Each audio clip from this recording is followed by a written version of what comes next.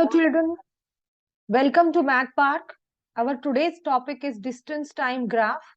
This topic is very important for Cambridge IGCSE, also for checkpoint.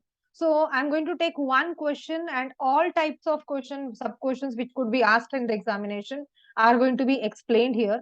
So if you like the video, see that you share with your friends and let them also benefit.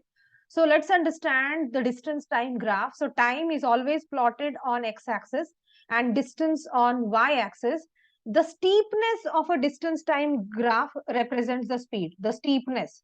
So this is the steepness is going to represent the speed. Okay. Now the straight line here, it shows that the speed is constant and steady. The straight line, it shows that the speed is constant and steady. And the horizontal line says that the speed is zero or the person is at the rest. Maybe he has halted for some reason. And the third part, the steeper the line, the greater the speed. We remember the steeper the line, greater the speed. Let's now take one question. Before that, let's understand the formula for speed. It is distance upon time taken, distance traveled upon time taken. So we have a question here. The graph shows the journey of a car. So the journey from home, okay, distance from home, it is given in the kilometers on y-axis and time t in hours on x-axis. Calculate the speed of the car during the first hour of the journey.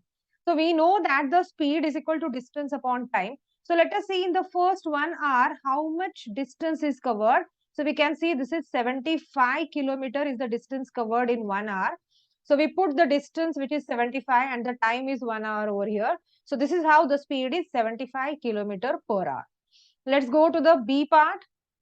Calculate the speed of the car between T 1.5 and T3. That is between when the 1.5 hour is done and in between 3 hours. That is this 1.5 hour. How much is the distance covered? Let us find out. So speed is distance upon time. So the distance covered from here, it is from 75 and it is 125. So 75 to 125, it is 50 kilometer is the distance covered. You can see here. And the time is 1.5. So speed again, distance upon time, 50 upon 1.5.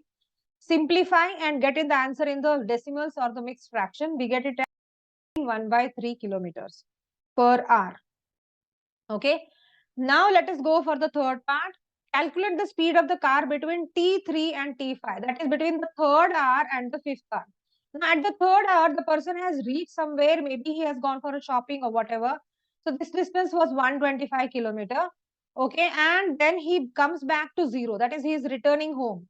So the distance here covered is 125 kilometer. So 125 kilometer and the time duration to return back home is 2 hours. So 125 by 2, we get the speed as 62.5 kilometer per hour. The next part, calculate the average speed of the whole journey. So the average speed is total distance traveled upon total time taken. So the total distance traveled is he has reached here, so 125 kilometer. And again he comes back 125 kilometer. So 125 plus 125 total 250 kilometer is the distance traveled. And the total time taken is 5 hours. Can you see this from 0 to 5? So total time is 5 hours.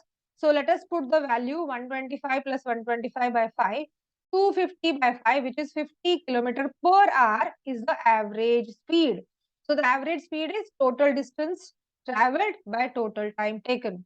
The last part of this question, again explain what is happening between t is equal to 1 and t is equal to 1.5. So between 1 hour and 1.5 hour, you can see that the graph is horizontal. It is stationary. There is no movement of a car. So we can say that the speed is 0 or the person has halted for some reason. So the line horizontal, which means that the speed is 0 or the car is stationary or it is not moving. He must have halted for some reason. So these are the questions which are asked on distance time graph, children. So if you like the video, please share with your friends. Thank you for watching. Have a good day.